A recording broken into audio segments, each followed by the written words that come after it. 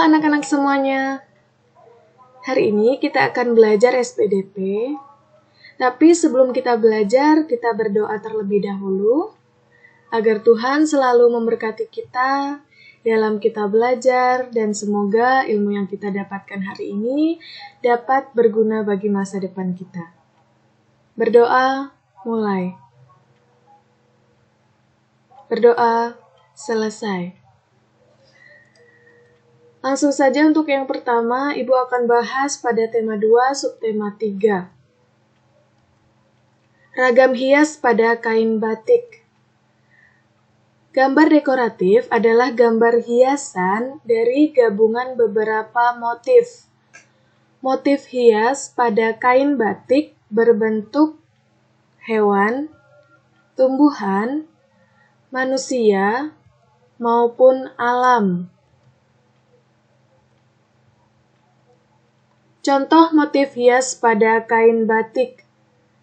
Contohnya adalah pada batik tulis lasem. Nah, contoh gambarnya seperti ini.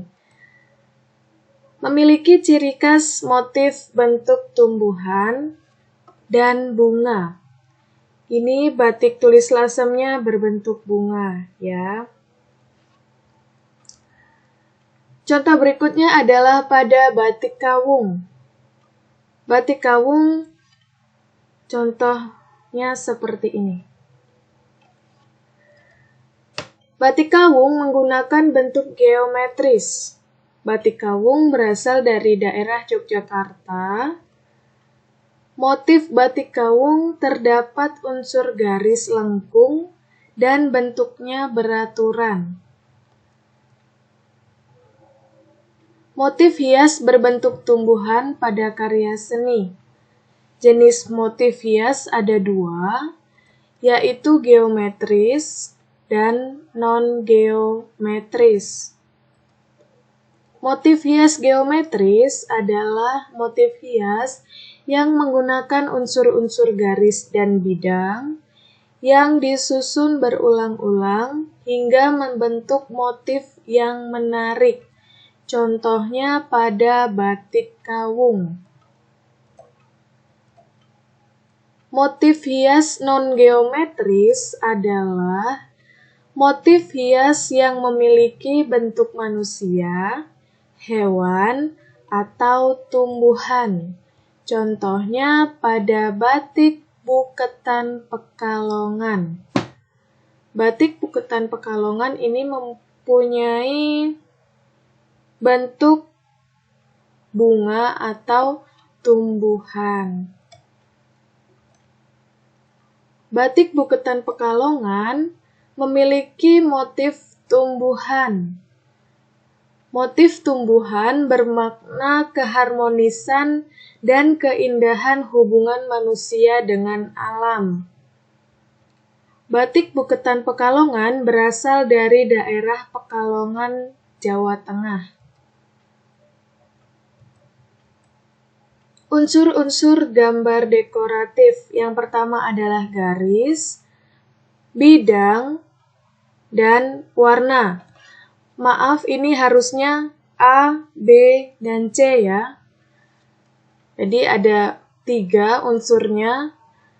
Yang A itu garis, yang B itu bidang, yang C itu warna. Nah, gambar ini mengandung garis dan bidang. Selanjutnya pada tema 2, subtema 3.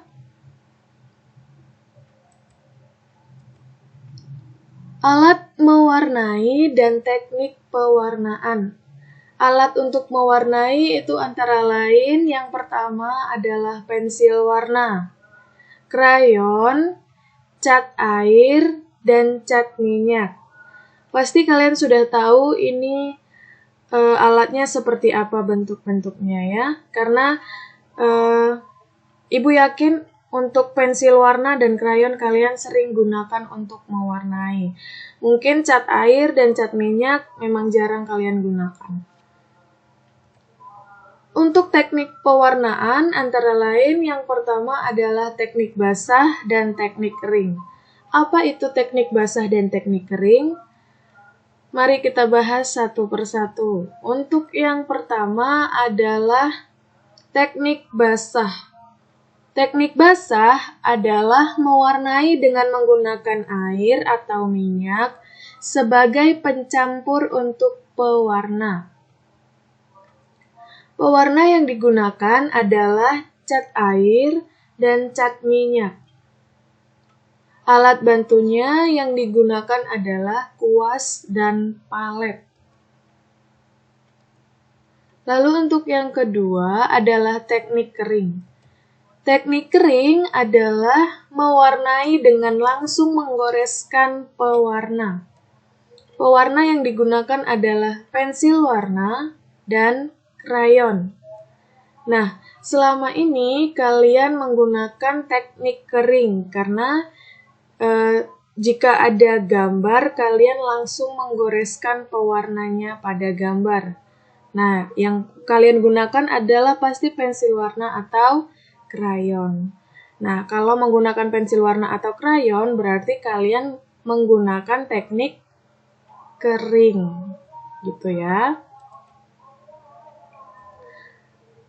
Selanjutnya, bahan yang digunakan untuk membuat karya seni. Yang pertama adalah bahan alam, bahan buatan, dan barang bekas. Bahan alam adalah bahan yang berasal dari alam. Contohnya, maaf ini contoh ya harusnya. Contoh, daun, biji-bijian, kayu, dan bambu. Bahan buatan adalah bahan yang dibuat oleh manusia. Contohnya pada plastik, logam, dan besi. Barang bekas adalah barang yang sudah tidak terpakai, tetapi masih bisa digunakan kembali. Contohnya kaleng, kain perca, kardus, dan botol plastik. Nah, kain perca ini adalah kain sisa untuk menjahit. Kain sisa, kain yang sudah tidak digunakan, itu adalah kain perca. Nah, biasanya untuk membuat karya seni, ini orang biasanya banyak menggunakan barang bekas karena hemat dan bisa ramah lingkungan atau mengurangi sampah. Ya. Demikian penjelasan dari Ibu. Semoga bermanfaat bagi kalian semua. Dan maaf jika ada kesalahan. Terima kasih. Sampai jumpa di video selanjutnya.